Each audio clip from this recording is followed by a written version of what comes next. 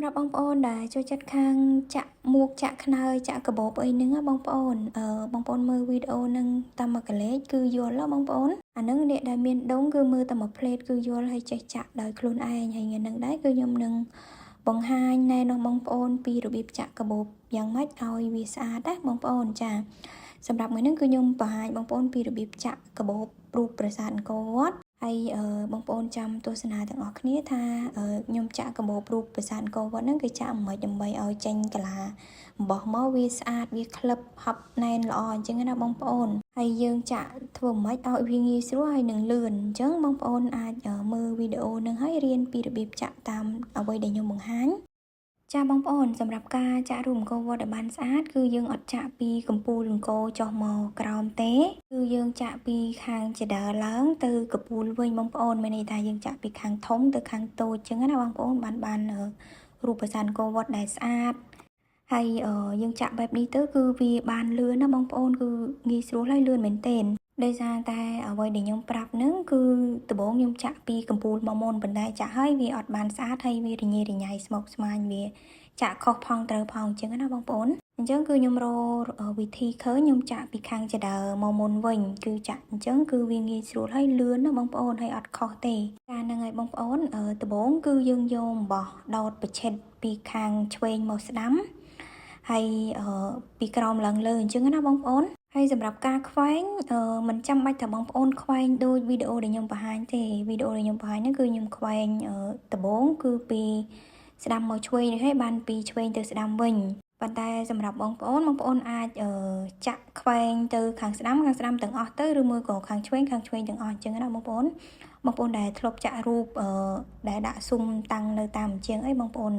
ចេះចាក់យល់ហើយបងប្អូនហើយនៅកន្ទុយអំបោះហ្នឹងគឺខ្ញុំគួចបែបហ្នឹងបងប្អូនហើយចុងអំបោះហ្នឹងកុំភ្លេចរោលភ្លើងផងដោយសារអំបោះប្រភេទហ្នឹងគឺវាររុះអញ្ចឹងណាបើយើងអត់រោលភ្លើងអត់អីទេវាររុះទៅវាខូចកាបូបយើងអស់អញ្ចឹងយើងរោលភ្លើងតិចទៅចានៅពេលដែលយើងចងមុខអំបោះរួចហើយបងប្អូនអាកន្ទុយអំបោះហ្នឹងគឺយើងចាក់ផ្អោបជប់គ្នាជាមួយនឹងកាឡាសណាញ់ដែលយើងចាក់អំបោះនឹងខ្វែងទៅខ្វែងមកអញ្ចឹងណាបងប្អូនធ្វើអញ្ចឹងគឺដើម្បីកុំឲ្យវាចេញអាកន្ទុយអំបោះដែលនៅសល់ហ្នឹងវាអាក្រក់មើលវាញ៉េញ៉ៃអញ្ចឹងណាបងប្អូនចាសម្រាប់ការចាក់ហ្នឹងគឺខ្ញុំចាក់ពីស្ដាំមកឆ្វេងប្រឆិតពីក្រោមឡើងលើអញ្ចឹងណាបងប្អូនហើយយើងចាក់ទៅម្ខាងឲ្យអស់សិនទៅហើយចាំយើងត្រឡប់មកម្ខាងមកវិញខ្វែងមកវិញអញ្ចឹងណាហើយក៏ខ្ញុំសូមអធិស្ឋានដល់បងប្អូនទាំងអស់គ្នាដែរបើសិនជាខ្ញុំបកស្រាយទៅវារៀងបងប្អូនស្ដាប់អត់សូវយល់ណាដោយសារភាសានិយាយរបស់ខ្ញុំវារៀងរដើនហើយខ្ញុំនិយាយតាមតំបន់របស់ខ្ញុំអញ្ចឹងទៅខ្ញុំនិយាយទៅវាអាចនឹងបងស្ដាប់អត់សូវយល់បងប្អូនបើចាំស្ដាប់អ្វីដែលខ្ញុំនិយាយក៏បានដែរបងប្អូនមើលតែដៃខ្ញុំចាក់ទៅបងប្អូនរៀនចាក់តាមអញ្ចឹងណាបងប្អូនហើយយើងចាក់ពីចុងម្ខាងទៅទៅដល់ចុងម្ខាងទៀតហើយយើងចាក់មកចំហៀងវាអស់ហើយចាំយើងត្រឡប់មកវិញណាបងប្អូនធ្វើអញ្ចឹងគឺអត់ងាយខុសកាឡាទេខ្វែងគឺបានស្អាតហើយយើងខ្វែងទៅឆ្វេងទាំងអស់ស្ដាំទាំងអស់អញ្ចឹងណាបងប្អូនហើយបងប្អូនចាក់តាមស្នាមហ្វឺតដែលខ្ញុំចុចឲ្យហ្នឹងបងប្អូនកុំចាក់ហួសពីហ្នឹងចាក់ត្រឹមតែស្នាមហ្វឺតដែលខ្ញុំគូនឹងទៅបានហើយបងប្អូនចាក់ទៅដល់ហើយយើងត្រឡប់មកវិញទៅណាយើងចាក់ចុះចាក់ឡើងរហូតដល់កំពូលអង្គរទៅហើយដល់ពេលដល់វគ្គកំពូលអង្គរចាំខ្ញុំនឹងបង្ហាញ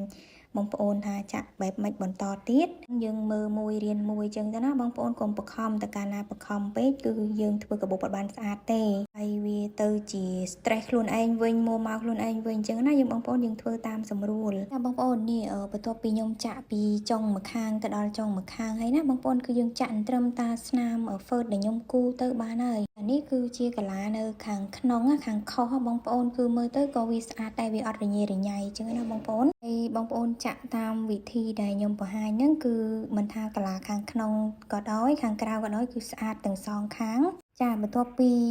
យើងចាក់ដល់ខាងចុងម្ខាងហើយគឺយើងខ្វែងទៅវិញអញ្ចឹងណាបងប្អូនការខ្វែងទៅវិញដើម្បីឲ្យវាត្រូវកាឡាគឺបងប្អូនចាក់នៅរន្ធខាងកពូលអង្គរបងប្អូនហើយ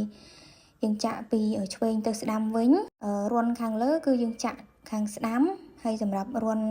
ខាងក្រោមគឺយើងចាក់រន្ធខាងឆ្វេងអញ្ចឹងណាបងប្អូនហើយបងប្អូនមើលតាមវីដេអូដែលខ្ញុំបង្ហាញហ្នឹងបងប្អូនរៀនចាក់តាមទៅណាបងប្អូន ហើយយើងចាក់មួយមើលមួយទៅណាដំបងគឺយើងចាក់មើលសិនបើសិនជាយើងចាក់ទៅឃើញថាស្អាតវាត្រឹមត្រូវហើយចាំយើងចាក់យកឲ្យរាងលឿនបើសិនជាបងប្អូនស្ដាប់អ្វីដែលខ្ញុំបញ្យល់អត់សូវយល់ទេបងប្អូនអាចមើលដៃរបស់ខ្ញុំបានគឺយើងចាក់តាមនឹងទៅណាបងប្អូនព្រោះពេលខ្លះបងប្អូនស្ដាប់ខ្ញុំបកស្រាយបញ្យល់អត់សូវយល់ទេអញ្ចឹងបងប្អូនអាចមើលដៃខ្ញុំចាក់បានហើយរៀនចាក់តាមដៃឬក៏ក្នុងវីដេអូដែលខ្ញុំបង្ហាញនេះបងប្អូនបានច្បាស់ជាងការបញ្យល់បកស្រាយរបស់ខ្ញុំចាយើងចាក់ពីខាងជាដើររហូតទៅដល់កំពូលយើងចាក់ទៅចាក់មកត្រឡប់ទៅត្រឡប់មកអញ្ចឹងទៅណាបងប្អូនរហូតទៅដល់កំពូលវាហើយសម្រាប់ការចាក់ហ្នឹងបងប្អូន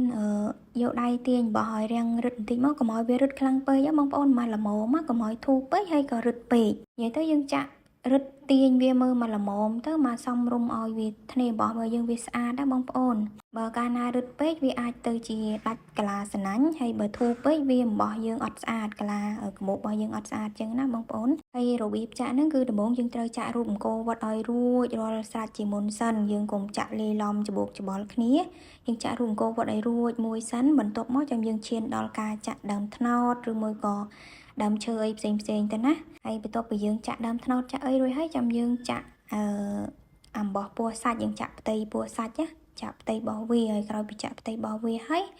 បានយើងចាក់អក្សរ Cambodia នៅចុងក្រោយគេអញ្ចឹងណាបងប្អូនយើងធ្វើអញ្ចឹងបានវាស្អាតហើយសម្រាប់វីដេអូរបស់ខ្ញុំថ្ងៃនេះគឺខ្ញុំបរៀនចាក់រូបអង្គរវត្តឲ្យស្អាត